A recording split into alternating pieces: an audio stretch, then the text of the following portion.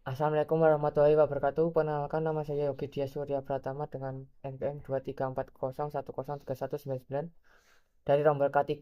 Di sini akan menjelaskan tentang analisis keuangan perusahaan Indika Energi Tbk.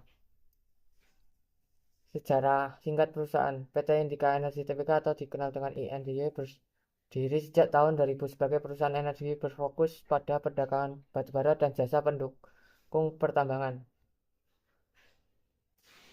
Dengan visi dan misi menjadi mitra bisnis yang terpercaya, inovatif, dan untuk menciptakan nilai-nilai yang berkelanjutan. Misi membangun Indonesia secara berkelanjutan.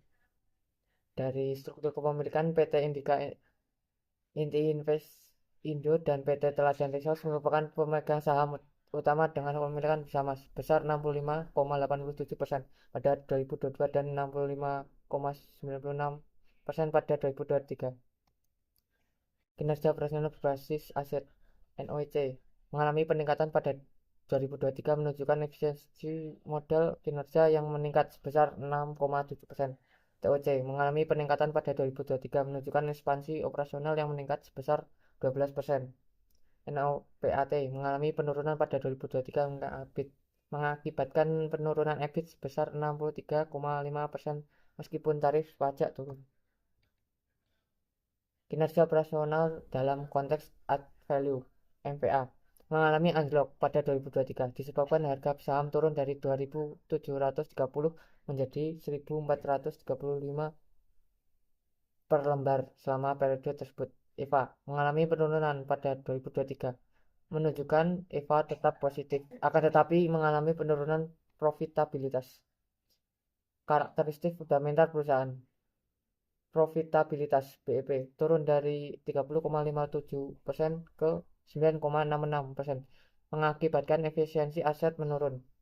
ROI turun, mengakibatkan daya tarik investasi berkurang. LPM merosot dari 25,69% ke 10,70%, mengakibatkan tekanan pada margin operasional. Inventory turnover turun dari 55,28 ke 44,22, menjadikan persediaan kurang laku.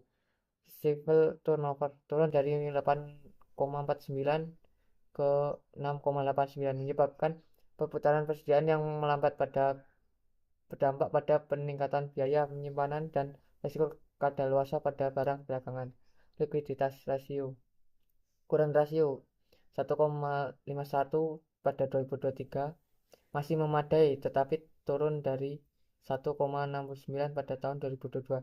Cash rasio turun drastis dari 0,98 ke 0,45, menyebabkan risiko likuiditas meningkat. PE rasio naik dari 31415 ke 62391, menyebabkan investor membayar lebih mahal per laba. PB rasio turun dari 10.601 ke 5.423, mengakibatkan saham mengalami undervalue dari tahun sebelumnya. Dari teori trade-off theory of balancing theory, teori ini cocok menjelaskan keputusan INDY dalam mengurangi debt to capital ratio dari 44,50 menjadi 35,36%. Perusahaan menyimbangkan keuntungan dan risiko menggunakan hutang. Dari peningkatan ekuitas menyatakan bahwa perusahaan lebih memilih pendanaan internal dan tidak adanya penerbitan saham baru sesuai hierarki pendanaan.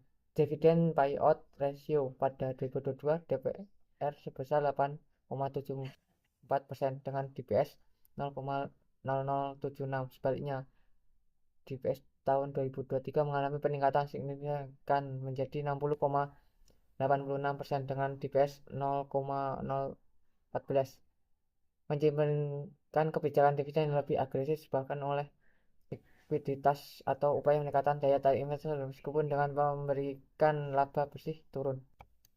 Kesimpulan dari PT Indika Energi Tbk dapat disimpulkan bahwa tahun 2023 telah mengalami penurunan kinerja, namun pada likuiditas seperti current ratio dan quick ratio masih memadai serta mengurangi ketergantungan terhadap utang.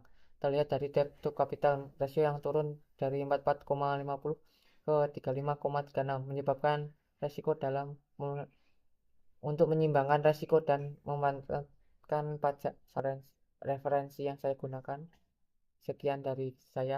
Jika ada kekurangan, saya mohon maaf.